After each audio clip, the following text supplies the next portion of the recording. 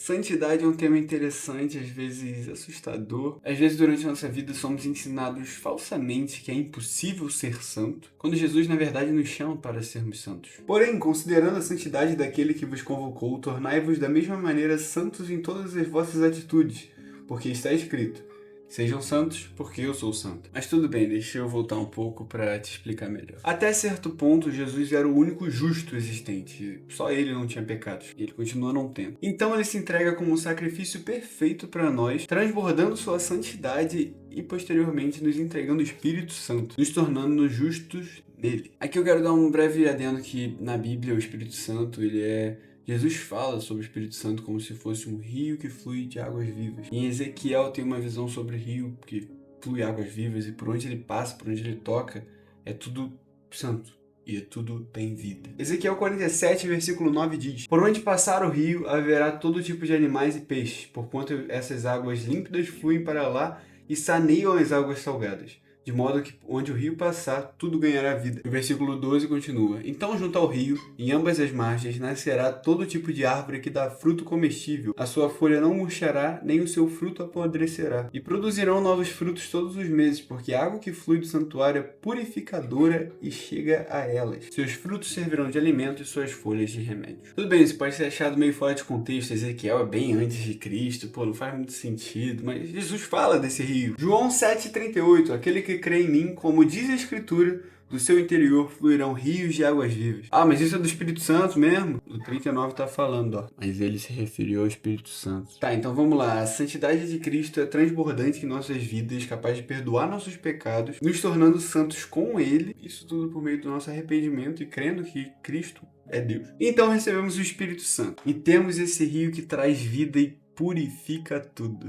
Isso é sensacional. E isso dentro de nós. Ai, que ótimo, Freire. Agora que eu sei que eu sou justificado, eu posso fazer o que eu quiser, né? Até porque o que Deus deu, ninguém tira. Não. Vamos para a Bíblia de novo. Hebreus 6, do versículo 1 ao 3. Sendo assim, considerando conhecidos os ensinos básicos a respeito de Cristo, prossigamos rumo à maturidade, sem lançar novamente o fundamento do arrependimento de atitudes inúteis e que conduzem à morte. Da fé em Deus, da instrução acerca de batismo, da imposição de mãos, da ressurreição dos mortos e do juízo eterno. Sigamos, pois, avante, e se Deus permitir, faremos isso. Agora é hora de ir adiante, de ir mais fundo. Cara, é muito triste pensar que quando a gente peca com consciência, a gente basicamente está dizendo a Jesus que o sacrifício dele não valeu a pena, que não foi suficiente. Cara, é meu amado, é seu amado, cara. Isso tem um peso muito profundo, sabe? Em Hebreus 10, 26 vai dizer: porque se vivermos deliberadamente em pecado, depois de termos recebido o pleno conhecimento da verdade, já não resta sacrifício pelos pecados. Isso não é para condenar, para dizer que não há mais perdão. Não. Mas é o que eu tô te dizendo, que quando você recebe Jesus, quando você entende a verdade de Cristo e você continua pecando, fica longe da santidade, você basicamente está dizendo que o sacrifício dele não foi suficiente, tá ligado? Isso é muito, muito ruim, cara. Isso é perigoso demais. Mas vamos continuar porque o Espírito Santo nos ajuda a sair dessa. Irmão, já deu a hora de parar de falar que ama Jesus e cantar que ama Jesus e chorar que eu amo Jesus, que não sei o quê. Tá na hora de amar Jesus com suas atitudes. Tá na hora de amar Jesus em verdade. Pô, tá bom, Freire, mas como que eu vivo isso? Sendo semelhante a ele, sendo santo, e eu vou te dar o passo a passo que é viver em espírito. Nós vamos ler Gálatas do versículo 16 ao 25, mas a gente vai fazendo algumas pausas para você entender melhor. No versículo 16 ao 18 diz: portanto vos afirmo, vivei pelo Espírito, e de forma alguma satisfareis a vontade da carne. Porquanto a carne luta contra o Espírito, e o Espírito contra a carne.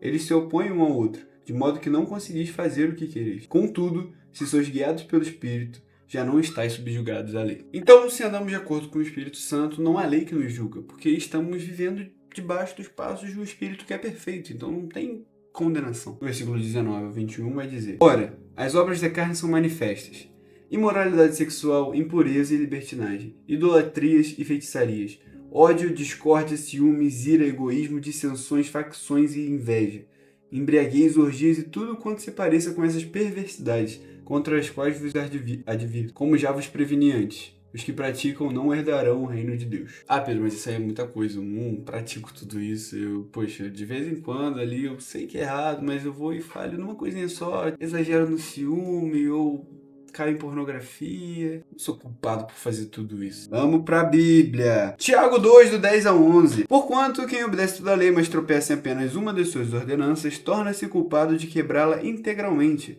Pois aquele que proclamou, não adulterarás, também ordenou, não assassinarás. Ora, se não adulterarás, porém, cometeis o homicídio, te tornaste da mesma forma transgressor da lei. Então, se você comete um pecado, você é culpado por cometer todos. E é daí que existe aquela parada de não existe pecadinho e pecadão. Porque todos são pecados. Então, tipo, uma pessoa que vive pra um pecado já é culpada por viver por todos. E pelo amor de Deus, cara, eu não tô te falando isso pra te trazer condenação, pra te apontar o dedo, pra te julgar. Não, de verdade, não é. Mas sim pra que a gente possa crescer junto, cara. Porque não tem coisa melhor do que viver pra Cristo. Cara, não tem vida melhor do que gastar uma vida buscando Cristo e crescer em Cristo. Então vamos terminar Gálatas. Agora é a parte que o bagulho fica bom, do 22 ao 25. Entretanto, o fruto do Espírito é amor, alegria, paz, paciência, benignidade, bondade, fidelidade, mansidão e domínio próprio. Contra essas virtudes não há lei. Os que pertencem a Cristo Jesus crucificaram a carne, com suas paixões e os seus desejos. Se vivemos pelo Espírito, andemos de igual modo sob a direção do Espírito. Então pensa comigo, qual é o nome do Espírito que Deus nos deu? Espírito Santo. Certo? Ou seja, ele é santo. Então, se andarmos de acordo com o Espírito, sendo semelhantes a Deus, também seremos santos. Viu? Não é tão difícil de pegar. Deus não dá ao Espírito com limitações. Então, o fruto que devemos praticar por completo, nós, a partir do momento que recebemos o Espírito Santo, temos total potencial e capacidade de praticar ele por completo. Sem cair, sem nenhuma falha, sabe? Mas veja, é uma coisa que tem que ser praticada. Não acontece de um dia para o outro. Você tem que praticar o fruto do Espírito. Cara, e pratica com tudo. Pratica com disciplina. Não é uma parada que é sentimental, emocional. Cara, é uma parada consciente. Uma parada, tipo, eu vou parar e vou fazer as coisas de acordo com o Espírito. Poxa, como matar minha carne? Cara, é uma escolha sua. Você sabe quando você está alimentando a carne e quando você está alimentando o Espírito. Agora, se posicione. Pô, o último versículo que eu gostaria de ler nesse vídeo é Romanos 12, 2. Primeiro o versículo 2, depois o versículo 1. Versículo 2. E não vos amoldeis ao sistema desse mundo, mas sejam transformados pela renovação das vossas mentes, para que experimenteis qual seja a boa, agradável e perfeita vontade de Deus. Abandone da sua mente tudo aquilo que te afeta, tudo aquilo que te afasta da boa, agradável e perfeita vontade de Deus. Seja isso filmes, séries, músicas, conversas, grupos de conversas que não te agregam em nada e você não agrega em ninguém. Agora vamos para o versículo 1. Portanto, caros irmãos, rogo-vos pelas misericórdias de Deus, que apresenteis o vosso corpo como um sacrifício vivo, santo e agradável a Deus, que é vosso culto lógico. Então, qual é o nosso culto lógico? Como cultuar a Deus? Apresentando o nosso corpo como um sacrifício vivo, santo e agradável a Deus. Um sacrifício vivo, tipo, como assim um sacrifício vivo? Crucificando a carne, sacrificando a tua carne, tudo aquilo que faz parte de você e não de Deus, matar. E santo, como? É exatamente tudo que a gente leu, tudo que a gente falou sobre. Servindo nossas vontades como sacrifício ao Senhor, crucificando nossas vontades como sacrifício para o Senhor e praticando os frutos do Espírito, porque o Espírito é santo, então se praticamos os frutos do Espírito Santo, nos tornamos santos. Tá, eu entendi a santidade, eu entendi como fazer, mas como fugir do pecado? A palavra nos diz, eu não lembro o versículo de cabeça, eu vou colocar aqui, fala pra gente fugir da tentação. Imagine o pecado, aquele pecado que te mantém longe, afastado da santidade de Deus. Imagine o pecado como um abismo. Vamos supor que o abismo está aqui e você está aqui. Se você está aqui, qualquer ventinho te derruba e você cai em pecado. Essa pontinha não é pecado, mas é a tentação. Agora, se você está aqui, se vier uma tempestade e, sei lá, você dá um tropeço, você está aqui. Você não cai no pecado. Entendeu? Fuja da tentação. E você sabe, cara. Se você sabe o que é o pecado, você sabe o que te leva a pecar. Então não há mais desculpa se você peca sabendo sobre, não tem mais desculpa, cara. Isso te mata, você sabe disso, isso te mata. Busca a santidade, cara, é algo libertador, cara. Duas coisas que eu posso te garantir se você busca a santidade e anda de acordo com o fruto do Espírito. Primeiro, que Jesus vai se tornar cada vez mais real na sua vida, cara. E não é como se ele não fosse real. Ele é real, isso é fato. Mas só que ele fica cada vez mais real, cara. Eu posso dizer isso por experiência própria, cara. Quando eu comecei a praticar o amor e todos os outros pontos ali do fruto do Espírito, cara, eu senti Jesus cada vez mais real, tipo, como se ele estivesse do meu lado, literalmente, sabe? Cara, isso é lindo, é maravilhoso, mas você só vive experimentando e seguindo o que ele fala, sendo discípulo de verdade. E a segunda coisa, na verdade, é só pra, tipo, meio que quebrar um tabu na sua cabeça, que sim, cara, Jesus nos chama para a santidade. Jesus não é mentiroso. Então quando ele fala, vai, não peques mais, é pra gente ir e não pecar mais.